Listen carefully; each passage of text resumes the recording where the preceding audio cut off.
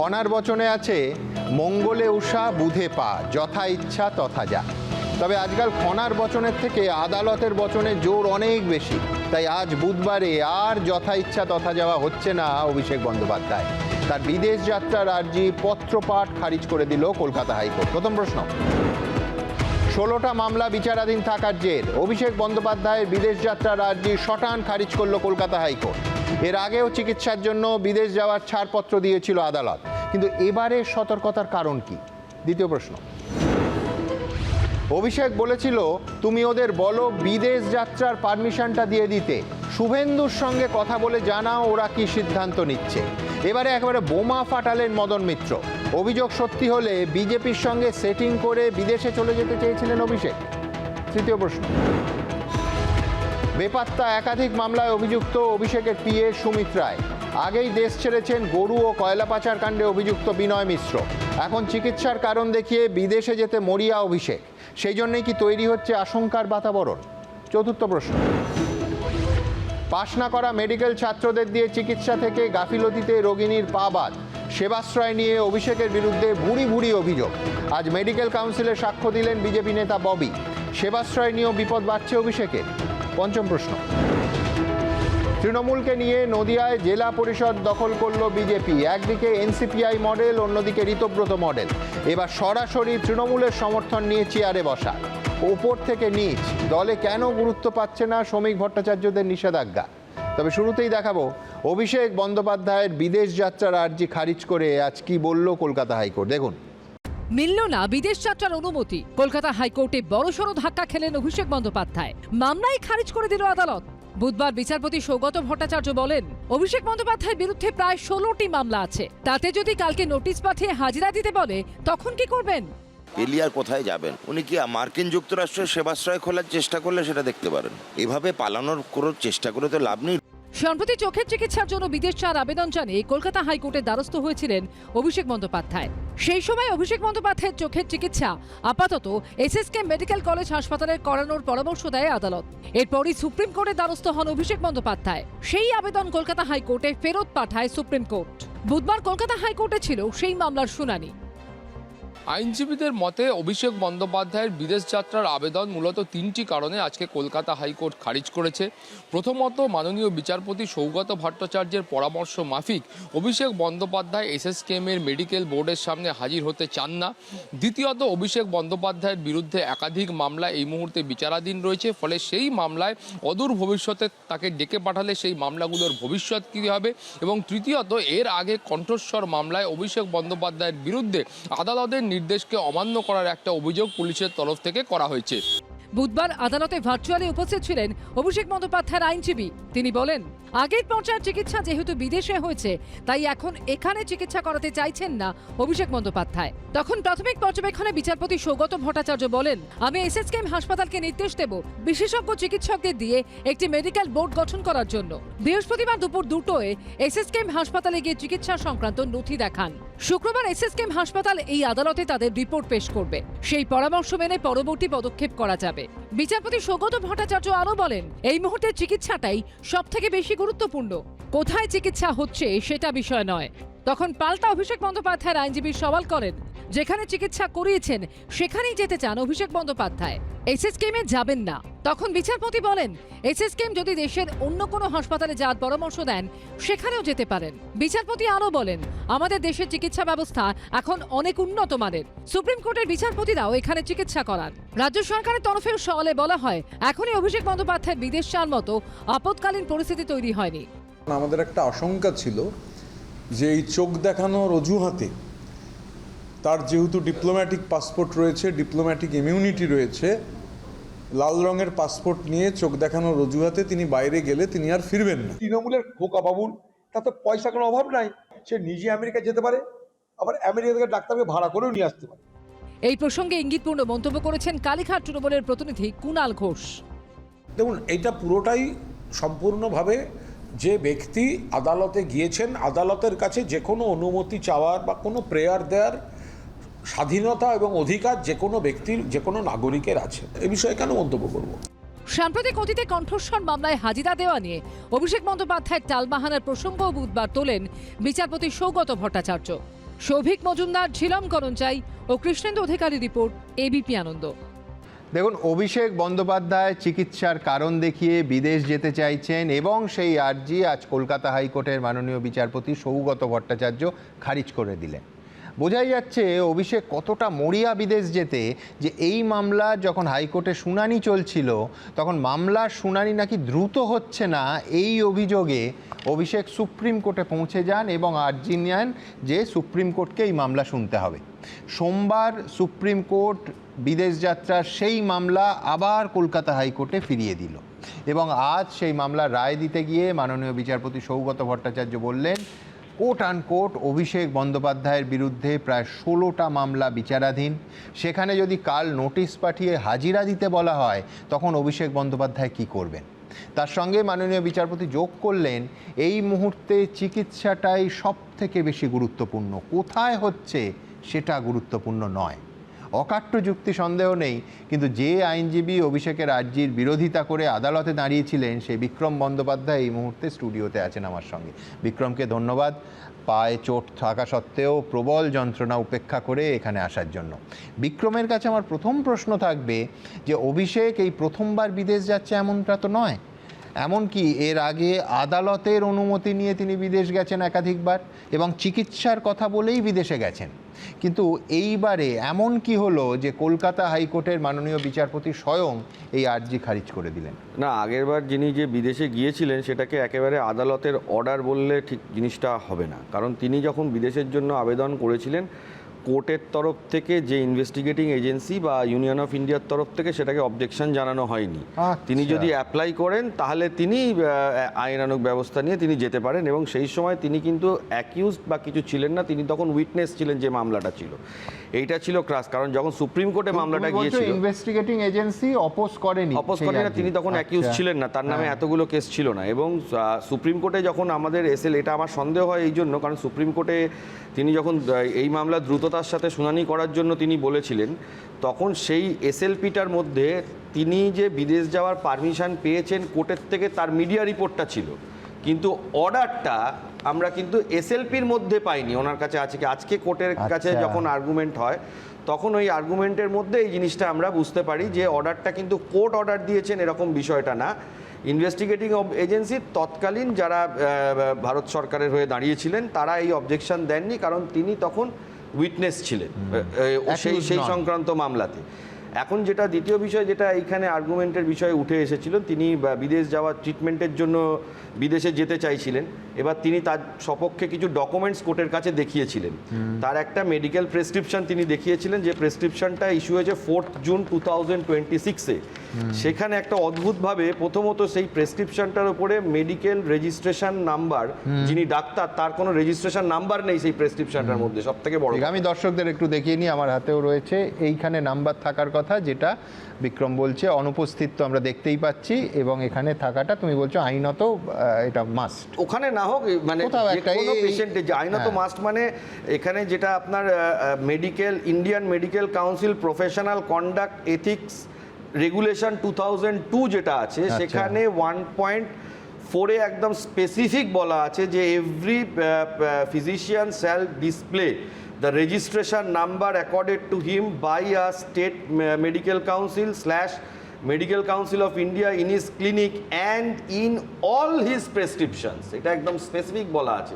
এইটা ছাড়া কোনো মেডিকেল প্রেসক্রিপশন ভারতবর্ষের গ্রাহ্যই হবে না, এটা হচ্ছে সবথেকে বড় কথা। এবং অদ্ভুতভাবে এই প্রেসক্রিপশনটার মধ্যে আরও একটা জিনিস আছে, সেইখানে আমি জানি না কোনো ডাক্তারবাবুরা এরকম ধরনের প্রেসক্রাইব করেন কি না, and this may be done at a tertiary care hospital, সেটা আমি মানলাম, where the patient was previously treated.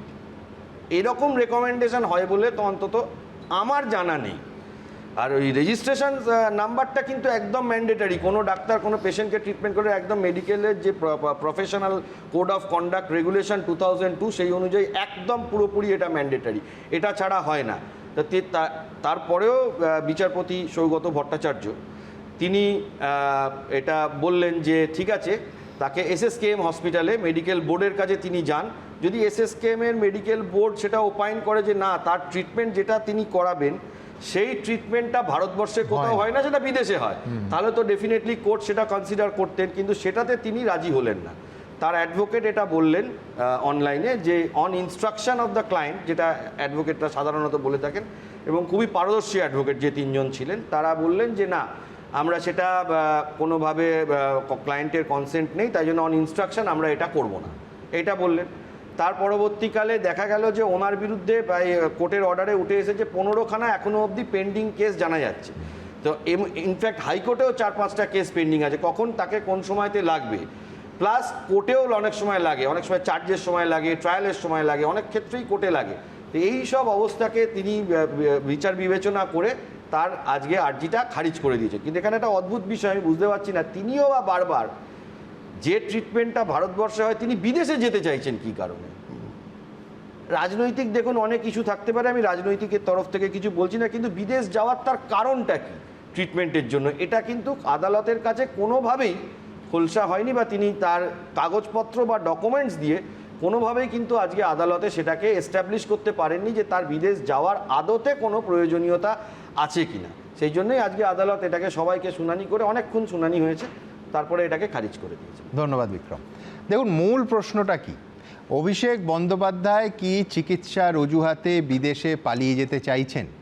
রাজ্যের স্বাস্থ্যমন্ত্রী শারদ মুখোপাধ্যায় আজই বলেছেন এক্স্যাক্টলি এই আশঙ্কাটা, কোট আনকোট স্বাস্থ্যমন্ত্রী বলছেন কোর্ট বুঝে গেছে অভিষেক পালাতে চাইছিল, লক্ষণ রেখা টেনে দিয়েছে আদালত।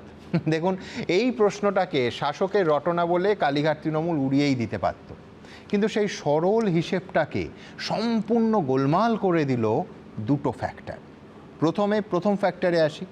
কয়েকদিন আগেও যাকে দলের সাধারণ সম্পাদক করা হয়েছিল নতুন করে মুখপাত্র করা হলো, সেই মদন মিত্র আজ এবিপি আনন্দের ক্যামেরার সামনে একাধিক বিস্ফোরক দাবি করেছেন। মদন মিত্র বলছেন রাজ্য সরকারের তরফে যাতে অভিষেকের বিদেশ যাত্রার মামলায় কোর্টে আপত্তি তোলা না হয়, তাই বিজেপির সঙ্গে কথা বলার জন্য মদন মিত্র এবং কুণাল ঘোষকে বলেছিলেন স্বয়ং অভিষেক বন্দ্যোপাধ্যায়। শুধু তাই নয়, তার পরের দিন মদন মিত্র এবং কুণাল ঘোষকে অভিষেক নাকি বলেন কোট আনকোট শুভেন্দুর সঙ্গে কথা বলে জানিও কি হলো। ভাবুন, এই কথা সত্যি হলে অভিষেক তার প্রস্তাবের ফলো আপও করেছেন, এবং কার সঙ্গে কথা বলার প্রস্তাব দিচ্ছেন অভিষেক? অ্যাকর্ডিং টু মদন মিত্র, স্বয়ং মুখ্যমন্ত্রী শুভেন্দু অধিকারী। ভাবুন, আমি অনুষ্ঠানের এই পর্বে প্রথমে আমার সহকর্মী কৃষ্ণেন্দু অধিকারীকে দেয়া মদন মিত্রের সেই বিস্ফোরক সাক্ষাৎকারটার মূল অংশটা একটু দেখেন।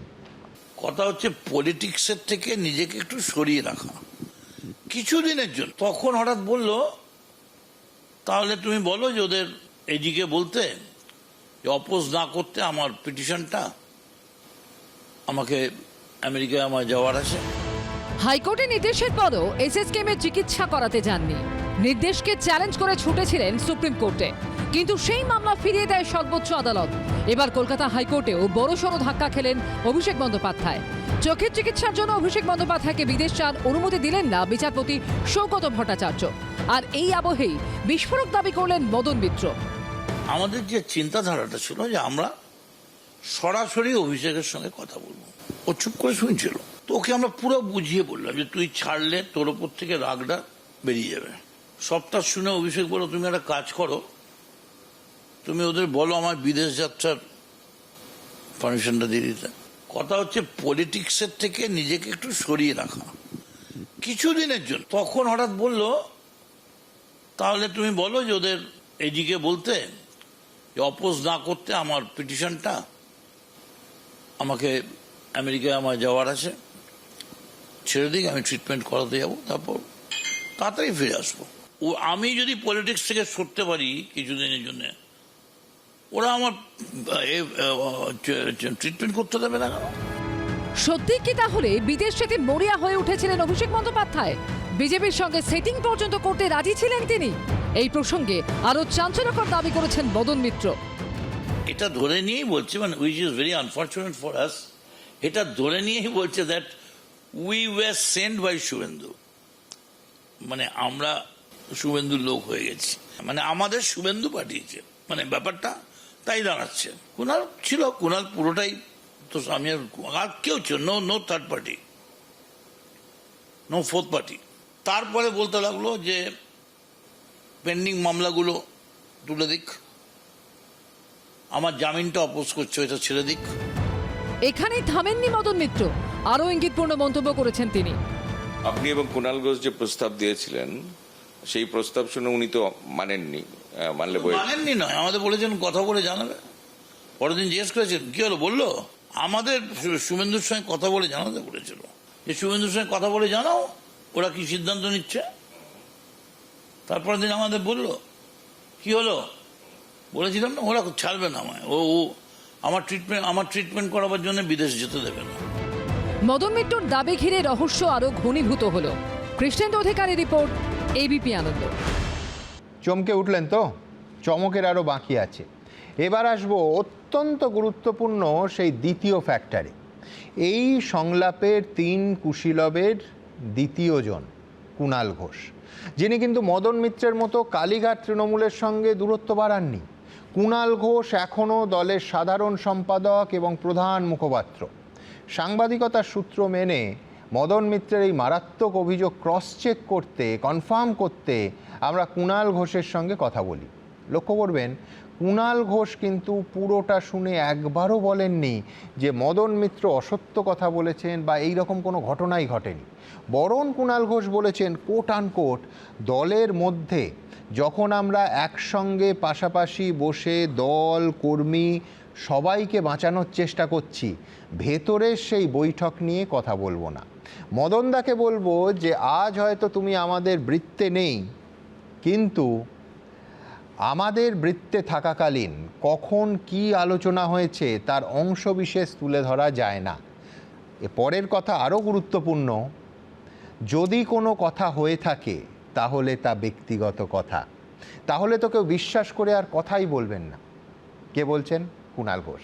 ভেবে দেখুন, রিজয়েন্ডারের বদলে কুণাল ঘোষের এই বক্তব্য পরোক্ষে কি মদন মিত্রের দাবিকেই কনফার্ম করছে না? আপনারা দেখুন এবং নিজেরাই বিচার করুন।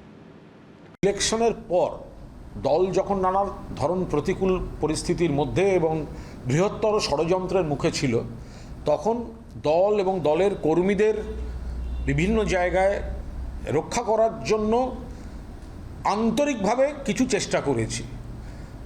কিভাবে কি চেষ্টা করেছি তার ব্যাখ্যা আমি দেবো না। আর দলের মধ্যে যদি কারোর সঙ্গে কোনো কথোপকথন, কথার পিঠে কথা, তার আগের একটা প্রেক্ষিত থাকে, তার পরের একটা প্রেক্ষিত থাকে হয়, আমি এ বিষয়ে কোনো মন্তব্য করব না। মদন মিত্র তিনি আজ আমাদের বৃত্তে নেই, তিনি গেছেন। আমি শুধু মদন মিত্রকে অনুরোধ করব যে আপনি তো এত সিনিয়র, কোনো একটা ফেজে, কোনো একটা বিষয়ে যদি কোথাও কোনো কথা হয়ে থাকে, সেগুলো এইভাবে হয় না, তাহলে লোকের সঙ্গে লোকের ব্যক্তিগত সম্পর্ক বলে আর কেউ কাউকে বিশ্বাস করবে না। ফলে আমি মদনদাকে অনুরোধ করব যে দলের মধ্যে যখন আমরা একসঙ্গে পাশাপাশি বসে দল, কর্মী সকলকে বাঁচানোর বিভিন্ন ধরনের প্রসেসে আমরা চেষ্টা করেছি, আমি এ বিষয়ে ভেতরের বৈঠক নিয়ে আমি একটি শব্দও বলবো না। আমি শুধু মদনদাকে বলবো, মদনদা তুমি আজকে হয়তো আমাদের বৃত্তে নেই, কিন্তু আমাদের বৃত্তে থাকাকালীন কখন, কোন দিন, কোন কি আলোচনা, তার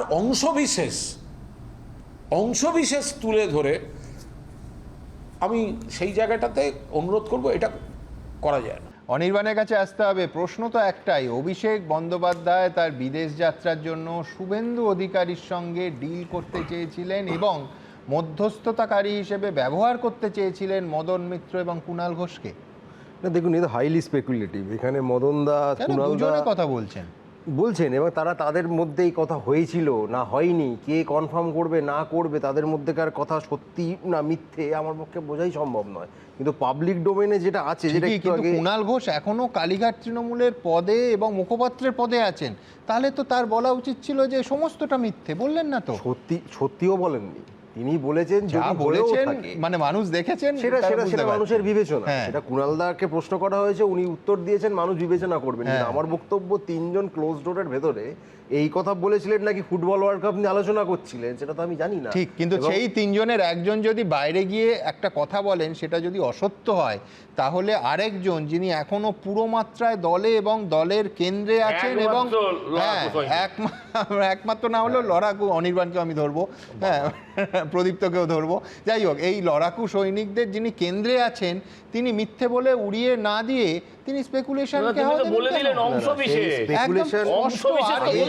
ওনার বক্তব্যের পর আর কিছু থাকে না। আমি সেটাই বলছি, সেই স্পেকুলেশনের অংশগ্রহণ করার এই মুহূর্তে আমি না সেই জায়গায় আছি না, তাতে খুব আগ্রহ বোধ করছি, কারণ এই স্পেকুলেশনে ফুয়েল দিলে এই স্পেকুলেশনটাই বাড়বে, তাতে কাজের কাজ কিছু হবে না। কারণ পয়েন্ট হচ্ছে এইটা যে ধরুন বিক্রম একটু আগে যেটা এখানে বললো, আপনি যেটা বললেন যে অপোজ করেছে অভিষেক বন্দ্যোপাধ্যায়ের বিদেশ যাত্রা, এবার তার চিকিৎসা সংক্রান্ত বিষয়ে বিদেশ যাত্রা অপোজ করবার মানে এটার পেছনেই বা বিক্রমরা পড়ে আছে কেন? মানে অভিষেক বন্দ্যোপাধ্যায় যদি চিকিৎসা করাতে যায়, আমার ক্লায়েন্ট পড়ে আছে, ব্যক্তি বিক্রমের কথা বলছি না, তোমার পয়েন্টটা কি? আমি ব্যক্তি বিক্রমের কথা বলছিও না, মানে ক্লায়েন্ট সেই হিসাবেই বলছি। তো সেটাই বা তারা পড়ে আছে কেন? যদি চিকিৎসা করাতে যায়, তার চোখটা যদি চিকিৎসা অসুবিধাটা কি হতে পারে সেখানে? যে স্পেকুলেশনটা দাদা আমি শেষ করে, আজকে আপনি অভিযোগ দায়ের করেছেন, কোনো এফআইআর করেননি, সাক্ষ্য দিয়েছেন, গুরুত্বপূর্ণ সাক্ষ্য। যাক, তাও ভালো। আমি সকালে উঠে না আনন্দবাজারটা খুলে 3 নম্বর 4 নম্বর পাতাটা খুঁজি যে আজকে অভিজিৎ দা কোনো এফআইআর করেছেন কিনা, তাহলে বুঝি যে দিনটা নর্মাল যাবে। আর যদি দেখি করেননি, অভিজিৎ দা কোনো এফআইআর করেননি অভিষেক বন্দ্যোপাধ্যায়ের বিরুদ্ধে, আমি শেষ করিনি। আর আজকে কালকে একটা করে দেবেন এফআইআর। এবার আমি আপনাদের বলে বলবো, বিদেশ যাবেন, পলিটিক্যাল অভিযোগ হচ্ছে উনি পালিয়ে যাবেন, এই বিদেশ করে ফিরবেন, এটা পলিটিক্যাল অভিযোগ, তাই তো? আচ্ছা, গত 2023 থেকে 25-এর মধ্যে, মানে 2 বছরের মধ্যে তিনি 12 বার বিদেশ গেছেন, এটা অন রেকর্ড কোর্টে এটা জানানো হয়েছে। একবারও পালিয়ে যাননি। তার ডিপ্লোম্যাটিক পাসপোর্ট আছে, তার পাসপোর্ট এমন নয় যে হঠাৎ করে ফোর্স করে তিনি এদিক ওদিক চলে যেতে পারবেন, সরকার কিছু জানবেন, এটা সম্ভব নয়। তৃতীয় কথা, এই যে পালিয়ে যাবে যে এই রবটা তোলা হচ্ছে, আজ অবধি কোন তদন্ত একটা লজিক্যাল কনক্লুশনের ধারে কাছে গেছে যে তাকে পালিয়ে যেতে হবে? শুধুমাত্র ডাকাডাকি করা, ঘন্টার পর ঘন্টা তাকে জেরা করা বাদ দিয়ে আপনি একটা কোনো অভিযোগের ভিত্তিতে একটা কোনো তদন্ত, সে ইডি হোক, সে সিবিআই হোক, সে অধুনা রাজ্য পুলিশ নয় এখন শুরু করেছে, ইডি সিবিআই তো 12 বছর ধরে চালিয়েছে। মূল প্রশ্নের উত্তর কিন্তু বিক্রম দিয়ে দিয়েছিল আগেই, সেটা হচ্ছে অন্য বিদেশ যাত্রাগুলোর ক্ষেত্রে 16টা বা 15টা মামলা পেন্ডিং ছিল না কোর্টে, যে ইস্যুটা আজকে খোদ বিচারপতি তুলে ধরেছে। ঠিক কথা, এই 16টা মামলার কথা বলা হচ্ছে, এটা সম্ভবত 4ঠা মের পর শুরু হয়েছে, তার মধ্যে বোধহয় 17টা মামলা অভিজিৎ দার করা। এবার এফআইআর একটা মানুষের বিরুদ্ধে রোজ একটা করে করবে, রোজ একটা করে একজন এফআইআর করে চিকিৎসার জন্য কোথাও যেতে পারবে না, অসুবিধাটা কি? বেশ, এবার আমি দুজনে সেই চিকিৎসাটাকে আমার একটা প্রশ্ন, যে চিকিৎসার জন্য উনি বিদেশ যেতে চাইছেন, সেই চিকিৎসাটা কি ভারতবর্ষে অ্যাভেলেবেল নয়? সেইটা তাকে তো দেখাতে হবে কোর্টের কাছে। চিকিৎসার জন্য হঠাৎ করে তাকে বিদেশে যেতে দেবে, তার এতগুলো মামলা পেন্ডিং। আরেকটা কথা, যখন ইডির কথা তুলছেন, যখন স্যাংশন, ইডি বা সিবিআই যখন কাজ করে, তাদের একটা স্যাংশনের ব্যাপার থাকে চার্জশিটের ওই সময়টাতে। সেই স্যাংশন রাজ্য সরকারের তরফ থেকে চেয়েও পাওয়া যায়নি এবং আদালতকে বারবার সেই স্যাংশনের জন্য ইন্টারভিন করতে হয়েছে, অর্ডার ইস্যু করতে হয়েছে। আমি তাহলে এখানে একটা টেকনিক্যাল প্রশ্ন আছে, একটা টেকনিক্যাল প্রশ্ন আছে। অভিষেক বন্দ্যোপাধ্যায়কে অ্যাকিউজড হিসেবে দেখিয়ে এখন অবধি কোন চার্জশিটটা প্রিপেয়ার হয়েছে যেটা স্যাংশনের অপেক্ষায় আছে? দেখুন, আমি একটা কথা বলছি, অভিষেক বন্দ্যোপাধ্যায় যাকে নিয়ে আলোচনা হচ্ছে তার নামে কটা চার্জশিট হয়েছে বলতে পারবো না।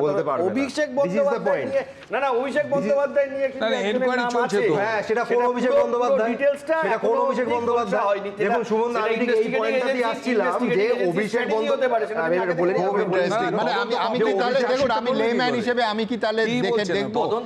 এক সেকেন্ড, আমি দেখুন সাধারণ মানুষ হিসেবে, হ্যাঁ আইনজীবী নয়, সাধারণ মানুষ হিসেবে আমি লেম্যান হিসেবে কি তাহলে এইটা ভাববো যে 4ঠা মের আগে অবধি চার্জশিটেও যার সম্পর্কে লেখা হতো যে সাম অভিষেক বন্দ্যোপাধ্যায়, জনৈক অভিষেক বন্দ্যোপাধ্যায়, তার রাজনৈতিক পরিচয়, তিনি কোন অভিষেক বন্দ্যোপাধ্যায়, কোন বাড়িতে থাকেন, অভিষেক বন্দ্যোপাধ্যায়ের পরিচয় কি, ঠিকানা কি, এটা চার্জশিটে অবধি মানে অস্পষ্ট রাখা হতো, সেই ছবিটা 4ঠা মের পর পাল্টে গেল ববি। হ্যাঁ, মানে আমি বলছি তাই অনির্বাণ যে মানে ফ্যালাসিটা দিচ্ছে, সেই চার্জশিট তো আমাদের সবাইকে বিস্মিত করেছে।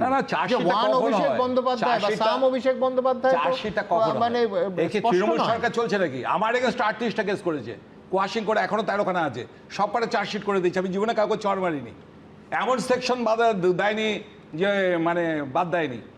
আপনি আমাকে বলুন, ওনাকে বলুন যে করোনার মতো একটা খতরনাক একটা ডিজিজ, সেইখানটায় অভিষেক ব্যানার্জি বললো মেগা কোভিড টেস্ট 12ই জানুয়ারিকে বেছে নিল 2022, সেখানে 26 জন ডাক্তার মিলে দিচ্ছে 53,208 জনকে করোনা টেস্টে। কাদেরকে লাগিয়েছে? সিভিক ভলেন্টিয়ারদের।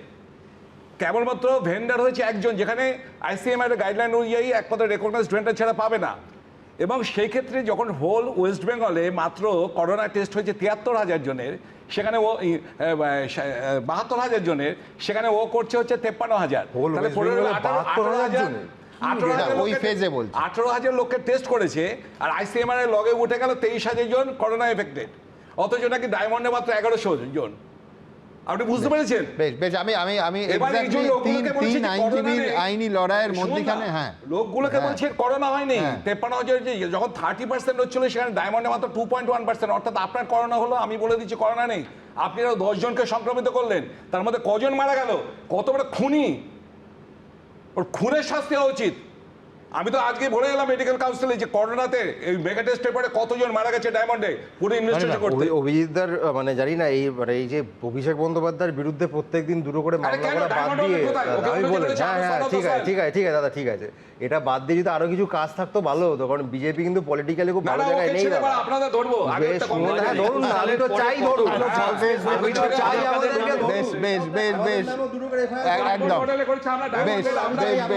দেখুন এবিপি আনন্দের মডেলটা একটু আলাদা। তিনজন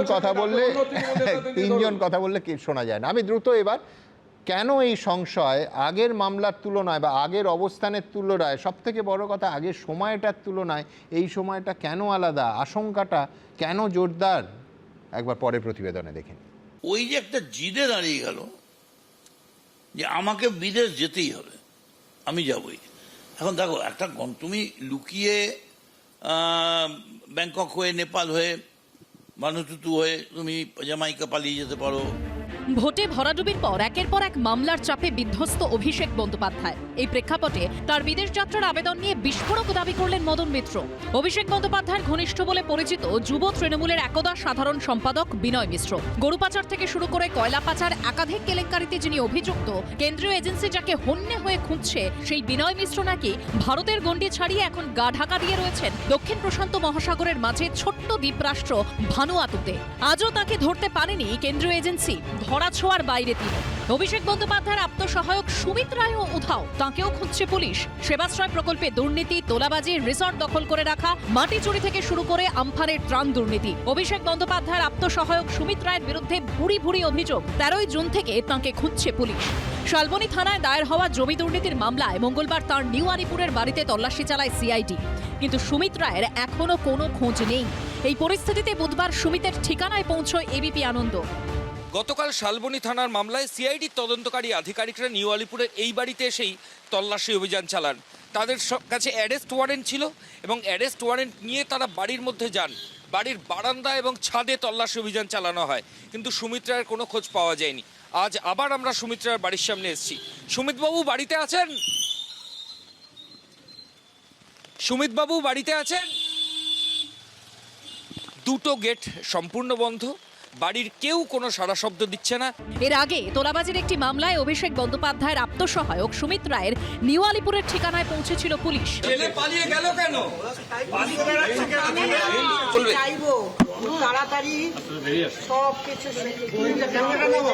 কোথায় গেছে? 13 জুন মাঝরাতে সুমিত রায়ের মোবাইল ফোনের টাওয়ার লোকেশন ধরে অভিষেক বন্দ্যোপাধ্যায়ের কালীঘাটের বাড়িতে গেছিল পুলিশ। রাতভর বাড়ির দরজায় অপেক্ষার পর সকালে বাড়ির সামনের দুটি গেটের তালা ভেঙে অভিষেক বন্দ্যোপাধ্যায়ের বাড়িতে ঢোকে পুলিশ। প্রায় 1.5 ঘন্টা তল্লাশি চালিয়েও খোঁজ পাওয়া যায়নি অভিষেক বন্দ্যোপাধ্যায়ের আত্মসহায়ক সুমিত রায়ের। সেই থেকেই বেপাত্তা তিনি। যদি কেউ মনে করেন যে এটা এখান থেকে আমি ওই জায়গাটা বেস্ট ট্রিটমেন্টটা পাবো, যদি কেউ চেষ্টা করেন, তো সেই তার সঙ্গে হসপিটালের ব্র্যান্ড নেম দিয়ে, এবার আপনি বলুন সবকটা হসপিটাল প্রাইভেট বা সরকারি সবকটাই যদি সমান হয়, তাহলে মানুষ বেছে বেছে এটা না হলে ওটা, না হলে সেটা, এটা যান কেন? আমাদের সরকার যথেষ্ট কঠিন স্ট্রং সরকার, কারণ মানুষ আমাদের এদের বিরুদ্ধে ভোট দিয়েছে এবং এদের যা দুর্নীতি আছে, যতক্ষণ না দুর্নীতি সামনে আসবে এদেরকে ভারত থেকে যেতে দেওয়া হবে না। অনেক আগেই দেশ ছেড়েছেন গরু ও কয়লা পাচার কাণ্ডে অন্যতম অভিযুক্ত বিনয় মিশ্র। খোঁজ নেই অভিষেক বন্দ্যোপাধ্যায়ের আত্মসহায়ক সুমিত রায়ের। এই আবহেই অভিষেক বন্দ্যোপাধ্যায়ের বিদেশ যাত্রার আবেদন নিয়ে বিস্ফোরক দাবি করলেন মদন মিত্র। মৈত্রকর চক্রবর্তী, শিবাশিস মৌলিক ও আশাবুল হোসেনের রিপোর্ট, এবিপি আনন্দ।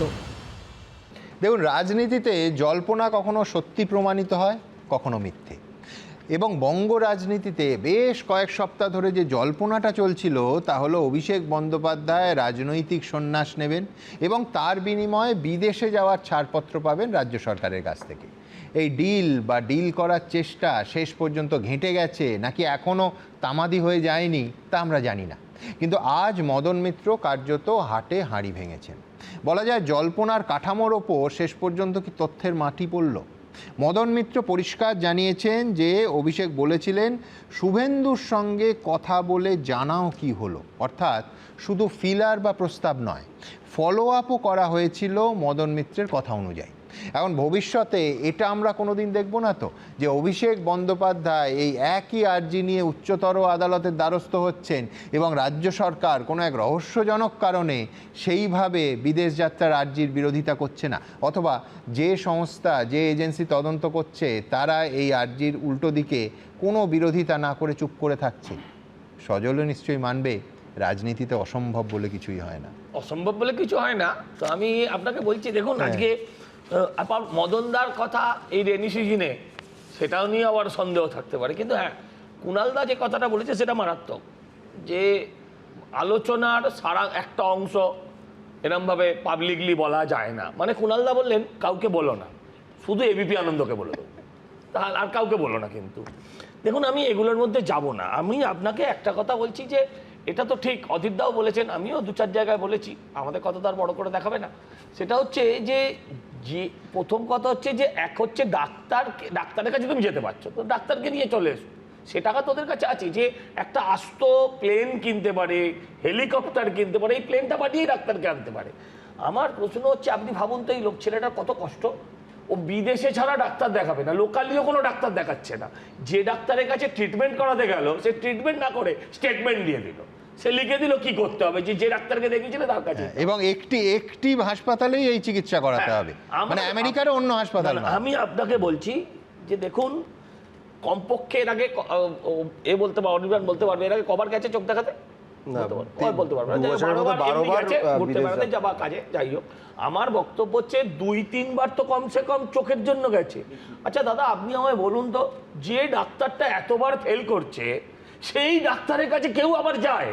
আপনার চোখ নিয়ে যদি দেখেন যে একটা লোক 6 মাস 1 বছর ধরে সারাতে পারছে না, আমি কেন তার কাছেই যাব? প্রথম কথা হচ্ছে ওর এমনি বাজার খারাপ, তারপরে এই টাকাগুলোও নষ্ট হবে। অনির্বাণ বললো বটে যে বিজেপি ভালো জায়গায় নেই। না সজল, আমার শুধু মনে করছিল অনিল বিশ্বাস উডল্যান্ডসে চোখের একটা অপারেশন করিয়েছিলেন বলে সংবাদ মাধ্যমে, মানে কেন SSKM নয় কেন উডল্যান্ডস, এ নিয়ে দিনের পর দিন বিতর্ক চলেছে। সে অবশ্য 25 বছর আগে। এটা এমন একটা সময় জ্যোতিবাবু মহাকরণে একটা বাথরুম বানিয়েছিলেন, তার ফিটিংস নিয়ে আলোচনা হয়েছিল। ইন্দিরা ভবনে একটা লিফট লাগিয়েছিলেন, সেই নিয়ে অনেক লড়াই হয়েছিল, আমরাও প্রতিবাদে ছিলাম না তা নয়, ছোট ছিলাম। কিন্তু প্রশ্ন হলো যে সেটা একটা সময় ছিল, কিন্তু আজ পরিবর্তিত পরিস্থিতিতে বাম নেতারাও 50 লাখ গাড়িতে ঘুরে বেড়াচ্ছে। আমার বক্তব্য সেটা না। আমার বক্তব্য হচ্ছে অনির্বাণ বলছে যে বিজেপি ভালো জায়গায় নেই, আমি যে তৃণমূলটাই তো নেই। আমার বক্তব্য বলছে তুই ওই শিবিরে, বলছে ও ওই শিবিরে, কে যে কার সাথে আর কার হাতে যে কাটি কার কার পেছনে দেওয়ার জন্য এগুলো আমরা জানি না। কিন্তু আমি একটা জিনিসই বুঝতে পারি যে আপনি যদি দেখেন এই সুমিতরা সন্দেহ করা হচ্ছে যে সম্ভবত দেশে, টুলু মণ্ডলকে সম্ভবত বলা হচ্ছে অলরেডি দুবাইতে চলে গিয়েছে। আপনি বলুন এর আগে ভানুয়াতুর না কোথায় আছে, সে ওরই এক চালা, সে গিয়ে বসে আছে। তাহলে ও যে সেখানে গিয়ে যে বাসা বাঁধবে না এর গ্যারেন্টি কোথায়? আর এই যে এত বড় বড়, ও তো লয়ার মানুষ, ও এই যে এত জ্ঞান এইগুলো নিয়ে আলোচনা করছে, আরেকজন লয়ারকে এখানে ক্রস না করে ও তো স্বতঃপ্রণোদিতভাবে এই মামলাটা ঢোকা যায় কিনা সেটা অবস্থা আমার জ্ঞান নেই, সেটা নিয়েও করে দাঁড়িয়ে বলতে পারতো। আমার যেটা বক্তব্য হচ্ছে যে দেখুন আমি একটা জিনিস বুঝি, যার এখানে দেখানোর প্রয়োজন হয় না বা ওনার বাইরে যাওয়ার প্রয়োজন তখনই হয় যখন উনি গর্তে পড়েন। আপনি মিলিয়ে দেখুন উনি কখন কখন বিদেশে যান, যখন ওনাকে নিয়ে কোনো না কোনো ডিসপিউট শুরু হয়, যখন ওনাকে নিয়ে কোনো সমস্যা শুরু হয় তখনই যেতে চান। এবার রাজনৈতিক নির্বাসনে যাবেন কি যেমনভাবে খালেদা জিয়া এদিকে চলে এসছেন, উনি বাংলাদেশে গিয়ে আশ্রয় চাইবেন পলিটিক্যাল, এগুলো আমার বলার কিছু নেই। কিন্তু আমি শেখ হাসিনার কথা বলছি, সরি শেখ হাসিনার কথা বলছি। কিন্তু আমার প্রশ্ন হচ্ছে, ভাই আপনার যদি অসুখ হয়ে থাকে সত্যিকারে, আপনার যদি অসুখ না সারে, আপনি তো নিশ্চয়ই চোখটা বাঁচাবেন না বিদেশে যাবেন? চোখটা বাঁচানোর জন্য এই মানুষটা পশ্চিমবঙ্গের বাইরে ছেড়ে, পশ্চিমবঙ্গের বাইরে বড় এখন চিকিৎসা শাস্ত্রে আমরা অনেক এগিয়ে গেছি, ওরা মানুক না মানুক। হ্যাঁ, আমার প্রশ্ন হচ্ছে সেটা উনি কোথায় কোথায় দেখিয়েছেন। বেশ, দেখবেন এখানে বিষয়টা হচ্ছে 2016 সালে আমি যদি খুব ভুল না হয়ে থাকে, তার যে মারাত্মক দুর্ঘটনা ঘটেছিল এটা তো মিথ্যে নয়, এবং তারপরে দীর্ঘ সময় ধরে তার চোখের এই সমস্যা দীর্ঘ সময় ধরে থেকেছে। এবার একটি মানুষ তার চোখের চিকিৎসা সেইটা নিয়ে, হ্যাঁ সেটা একদম শিওর, সাইকেল চোর যাকে বলেছিল প্রধানমন্ত্রীর সঙ্গে মিটিং করছে কদিন পর, তোমাকে মানুষ আগে কিনা দেখো। এবার বিষয়টা না না এখন তোমার প্রধানমন্ত্রীর সঙ্গে মিটিং করছে, তোমায় থাকতে দেবে কিনা দেখো, হ্যাঁ তোমায় থাকতে দেয় কিনা দেখো। এবার না আমি আশায় নেই। এবার বিষয় হচ্ছে তার চিকিৎসার বিষয়ে তার তো সিদ্ধান্ত নেওয়ার অধিকার আছে। এখানে তিনি চিকিৎসাটা ভারতবর্ষে কোনো হাসপাতালে করাবেন নাকি এর আগে যেখানে করিয়েছিলেন সেখানেই করাবেন, এটা তো একমাত্র তার এখতিয়ারভুক্ত একটি সিদ্ধান্ত। এখানে রাজনৈতিক জায়গাটায় আসছি,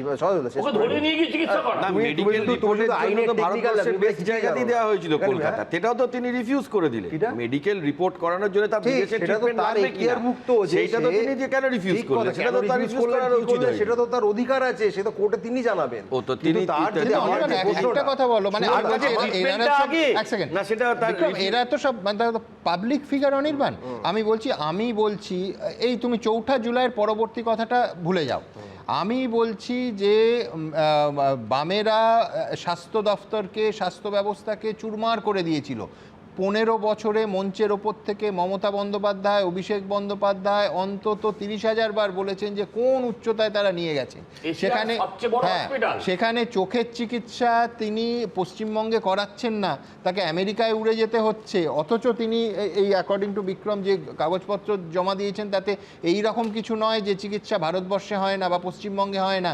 এটা কি খুব শ্লাঘার বিষয়? তুমি রাজনৈতিকভাবে দেখো, তুমি ভুলে যাও যে এখন বিজেপি ক্ষমতায় আছে, তুমি মনে করো তৃণমূল আমলে কেন একজনকে বাইরে যেতে হয়? আমি ভুলে যাচ্ছি বিজেপি ক্ষমতায় আছে, কে কোথায় ক্ষমতায় আছে, কিন্তু 3.5 দশক সিপিএম যে ক্ষমতায় ছিল তাদের হিসাব মতো সেই সময় কোনো বেসরকারি হাসপাতাল হওয়া উচিত ছিল না। না না হাসপাতাল না, সেটা তো যদি সেটা তো সাপ্লাই এন্ড ডিমান্ড চেনের জন্যই হবে। কেন হবে? এই জন্য যদি এত নিখুঁত হবে। তুমি আচ্ছা অনিল বিশ্বাসটা বললাম, উল্টো কথাটাও বলি, বুদ্ধদেব ভট্টাচার্য, অসীম দাশগুপ্ত, বিনয় চৌধুরী কেউ উডবান ওয়ার্ড বা এসএসকেএম এর বাইরে চিকিৎসা করাননি, এটাও তো মানতে হবে। কিভাবে মমতা বন্দ্যোপাধ্যায় চোট পাওয়ার পর এসএসকেএম এ ভর্তি হয়েছিলেন,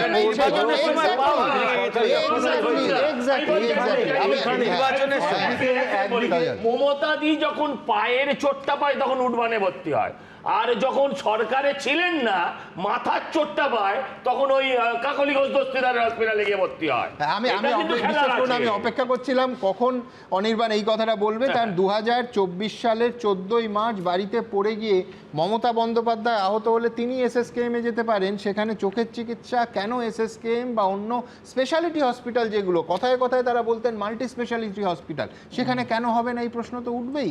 কিন্তু আমি আরেকটু জিনিসটাকে বড় করার চেষ্টা করি। এই যে কাতারে কাতারে বিদেশে চিকিৎসা এবং বিদেশে পালিয়ে যাওয়া, এই দুটোকে একটু অন্য দৃষ্টিভঙ্গি থেকে যদি দেখি, নীরব মোদি, বিজয় মালিয়া, মেহুল চোকসি থেকে শুরু করে ললিত মোদি, ভারতে হাজার হাজার কোটি টাকার কেলেঙ্কারি করে বিদেশে পালানো এই কোটিপতি ক্লাবের মেম্বারদের সংখ্যা গত 1 দশকে দিনে দিনে কিন্তু বেড়েছে, এবং সেই দায় কেন্দ্রীয় সরকারও এড়াতে পারে না।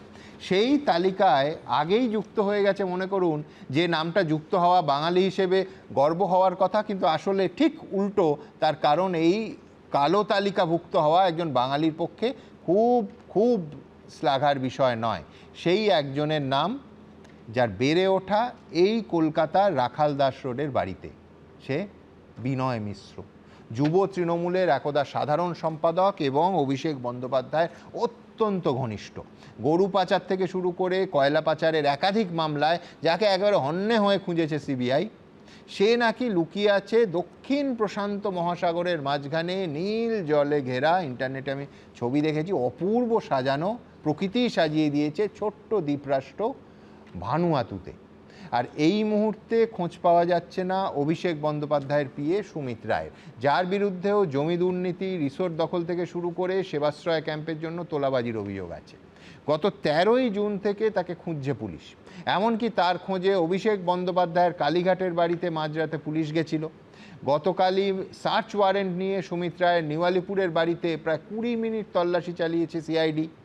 দেখুন, আজকে মাননীয় বিচারপতি সৌগত ভট্টাচার্য অভিষেকের বিরুদ্ধে চলা 16টা মামলার উল্লেখ করেছেন। কারণটা সহজেই অনুমেয়। এই যারা পালিয়েছে ভারত ছেড়ে, তাদের তালিকাটা দেখুন, আর তাদের বিরুদ্ধেও তো অসংখ্য মামলা ছিল, তবু তারা পালিয়েছে।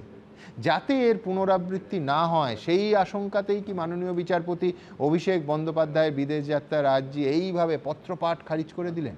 নজরুলদার কি মনে হয়? দেখুন, আমি অনির্বাণ যা বলেছে, সজল যা বলেছে, আসছি। তার আগে একটা কথা বলি, এই যে অভিজিৎ বাবু, ববি বলেন, ওনারা অভিযোগ করছেন যে সেবাশ্রয়ে ভালো ডাক্তার নিয়ে যাননি। অভিষেক ব্যানার্জিকে কখনো বলেছেন যে আমি ওখানে খারাপ ডাক্তার নিয়ে গিয়েছি? ভালো ডাক্তার নিয়ে গিয়েছেন। তো তাহলে চোখের ভালো ডাক্তারদের নিয়ে গিয়েছিলেন, তাহলে তাদের কাউকে তিনি কেন দেখাতে পাচ্ছেন না? যাদের দিয়ে তার ব্যবস্থাপনায় সাধারণ মানুষের চোখের চিকিৎসা হয়েছে, সোজা কথা। হ্যাঁ, তো সেইটা তিনি কেন দেখাতে সাহস করছেন না? 1 নম্বর। 2 নম্বর, দেখুন 15 বছর ধরে তার পিসি এবং মাসি এ রাজ্যে শুধু মুখ্যমন্ত্রী না, তিনি স্বাস্থ্যমন্ত্রী ছিলেন। তো সেই সরকারি হাসপাতালে তিনি যেতে সাহস করছেন না। তো এটা কি তার মাসির এবং পিসির ব্যর্থতা তিনি আদালতের সামনেও প্রমাণ করে দিচ্ছেন না? দেখুন, আর একটা কথা, এখানে আদালতে আইনজীবীরা বলেছেন যে আগেও তিনি গিয়েছেন, ওখানে চিকিৎসা করিয়েছেন, তাহলে এখন কেন ওখানে চিকিৎসা করতে তাকে দেওয়া হবে না? প্রথমত আপনারা বললেন যে আগে তার বিরুদ্ধে এতগুলো মামলার রেকর্ড ছিল না, বা কোর্ট তাকে অনুমতিও দেয়নি। এখন এই রেকর্ড আছে, আর আপনারা এই রেকর্ডটাও দেখালেন। বিনয় মিশ্র তার নিজের অধীনে ছিলেন, তিনি এখন কোথায় আছেন আপনারা জানেন, কিন্তু তার সুমিত রায় বা টুলু এরাই কোথায় আছেন আপনারা জানেনও না, আমিও জানি না। তো তাহলে জজ সাহেবকে একটু ভয় পাবেন না? তিনি যদি অভিষেক ব্যানার্জিকে অনুমতি দেন, আর তিনি এই ভানাউতু বা এরকম কোনো জায়গায় গিয়ে আর ফেরত না আসেন, তাহলে লোকে এটা বলবে না যে জজ সাহেবরা অভিষেক ব্যানার্জিকে মামলার হাত থেকে বাঁচিয়ে দিয়ে পালিয়ে যেতে সাহায্য করলেন? দেখুন, এখানে জজ সাহেবরা একটা কথা বলেছেন যে চিকিৎসা হওয়াটা জরুরি। কোথায় হচ্ছে সেটা জরুরি না। কোথায় জরুরি না, জজ সাহেব যেটা বলেছেন সেটা ঠিক হতো যদি তার বিদেশে যাওয়াটা শুধুমাত্র চিকিৎসার জন্য হতো। এই যে সজল বললেন যে কথাটা, যে এতদিন ধরে যে ডাক্তার ঠিক করতে পারছে না, তো তার কাছে যাওয়া কেন?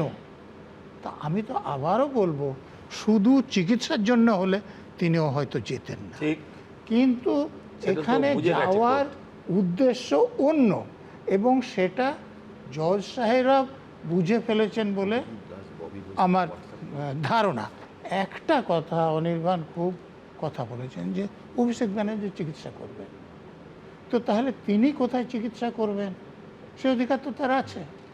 অনির্বাণ উকিল মানুষ, ধরুন একজন লোক মার্ডার করেছে, তাকে অ্যারেস্ট করা হয়েছে, তো তিনি কি সিদ্ধান্ত নেবেন যে এই চিকিৎসাটা কোথায় করানো হবে? কোর্ট যেখানে বলবে সেইখানেই তার চিকিৎসা করাতে হবে। পুলিশের লোকেরা এখানে নিয়ে যাবে, সেখানেই তার চিকিৎসা করাতে হবে।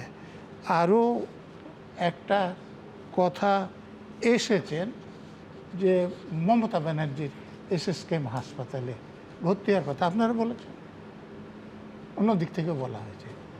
আমি অন্য দিক থেকে একটু বলবো, মমতা ব্যানার্জির আঘাতটা কোথায় লেগেছিল?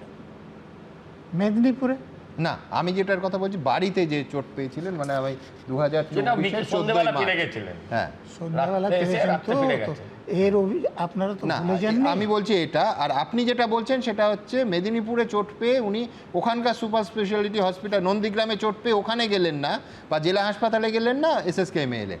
আমি তো সেইটা বলছি, ভোটের আগে। উনি তো স্বাস্থ্যমন্ত্রী, সুপার স্পেশালিটি হাসপাতাল তো তিনি করেছেন, তো ওখানে ফার্স্ট এড তিনি নিলেন না কেন? যেখানে হয়েছিল সেখান থেকে এসএসকেএমে আসার পথে হাওড়া বা এরকম হাসপাতালগুলো তো ছিল, তো সেখানে ওনার ফার্স্ট এডও নিতে হলো না। আর এসএসকেএমে আসলেন, উনি স্বাস্থ্যমন্ত্রী, উনি চাইলেন ওনার পায়ে ব্যান্ডেজ বেঁধে দেওয়া হলো।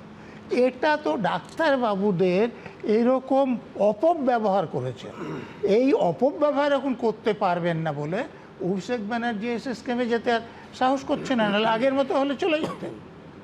এইটা বুঝতে হবে। এটা উত্তর দিই, নজরুলদা আসলে ব্যক্তিগত কারণে এতটাই ক্ষোভ তার মমতা বন্দ্যোপাধ্যায়ের উপর, হ্যাঁ, ডিজি হতে দেননি বলে নাকি ক্ষোভ অনেকে বলে, আমি সত্যি মিথ্যে জানি না। নজরুলদা বললেন না, যদি কেউ মার্ডার করে থাকেন তার চিকিৎসা কোথায় হবে এটা পুলিশ ঠিক করবে, ঠিক বলেছেন। সেটা যদি কাস্টাডিতে থাকেন তখন, তিনি যদি অ্যারেস্ট হয়ে কাস্টাডিতে থাকতেন তখন অবশ্যই সরকারি হাসপাতালে হবে, কোথায় হবে, কি হবে, এটা একদম তার নিয়ম আছে, আদালত ঠিক করে দেয়। এখানে কি অভিষেক বন্দ্যোপাধ্যায় কোনো কাস্টাডিতে তিনি অ্যারেস্টেড হয়েছেন? তিনি কি কোনো রকম ইনভেস্টিগেটিভ এজেন্সি কি তাকে ধরে রেখেছে? এরকম তো কিচ্ছু নয়। সুতরাং এই মুহূর্তে দাঁড়িয়ে ভাড়েরা ভাড়ামো করবে, সাইকেল চোর উইক উইক বলবে, আবার তাড়িয়ে দেবে, অন্য কথা। কিন্তু প্রশ্নটা হচ্ছে যে কাস্টাডিতে নেই, এটা তার নিজের সিদ্ধান্ত, সে কোথায় চিকিৎসা করাবে। আচ্ছা, আমি বলি, কোনো একটা লোকের বিরুদ্ধে, সেটা মার্ডার কেস হোক, আর চিটিং কেস হোক, আর সেবাশ্রয়ের কেস হোক, আর যদি ওখানে ঘর ভাঙার পর আপনি নিশ্চয়ই শুনেছেন যে যখন আমরা ক্ষমতায় আসব বিজেপির একটা পার্টি অফিসে থাকবে না, এবং ভিডিওতে যাদের দেখা গিয়েছে তাদের কাউকে ছাড়া হবে না। এটা অপরাধ কিনা? তো এই কেসেও যদি হয়, যখন এফআইআরটা হচ্ছে তিনি অভিযুক্ত, যখন তাকে গ্রেপ্তার করা হচ্ছে তখন তিনি গ্রেপ্তারকৃত, যখন তাকে দোষী সাব্যস্ত করা হচ্ছে তখন দোষী সাব্যস্ত ইংরেজিতে বলে আপনার সময়ে আমি একটা কথা বলিনি, ভুল বলছে, আমি আইনের কথা ভুল বলি না, একদম বলছে। আপনি যদি প্রমাণ করতে পারেন, আমি এক্ষুনি প্রমাণ করে দিচ্ছি, কারণ আমি অভিযোগ হলো আর সঙ্গে সঙ্গে আপনাকে আমি প্রমাণ করে দেব। কি ভুলভাল বলছেন আপনি? তারপরে যদি সাজা হয় ডিজি করেনি ঠিক, তাহলে সেটা সেন্টেন্স ইংরেজিতে বলে। যেমন আমি উদাহরণ দিচ্ছি, কুণাল ঘোষ, দেখুন কেন্দ্রীয় কোনো পুলিশ তো তাকে গ্রেপ্তার করেনি, মমতা ব্যানার্জির পুলিশ তাকে বছর 3 হাজতে রেখেছেন। আচ্ছা শুনুন, এরপরে আপনারা খবরটা চেক করে নিন, ইডি এবং সিবিআই তার বিরুদ্ধে চার্জশিট দিয়েছে, এবং তিনি যে আত্মহত্যা সেটা সত্যি করতে চান বা নাটক করেন, সে মামলায় তিনি দোষী সাব্যস্ত হয়েছেন, এবং কন্টেম্প্ট অফ কোর্টে তার সেন্টেন্সও হয়েছে। তো আমি এই পর্যায়গুলো ভালো করে বুঝি, এবং আমি পুলিশের কাজ করাতে এটা জানি যে কারোর বিরুদ্ধে যদি এফআইআর হয়, পুলিশ যদি কোর্টের কাছে আবেদন করে যে তাকে এখানে যেতে দেয়া যাবে না, আদালত সাধারণত সেটা এন্টারটেইন করে। কথা সম্পূর্ণ এইখানে আমার পরের বক্তাদের কাছে যেতে হবে।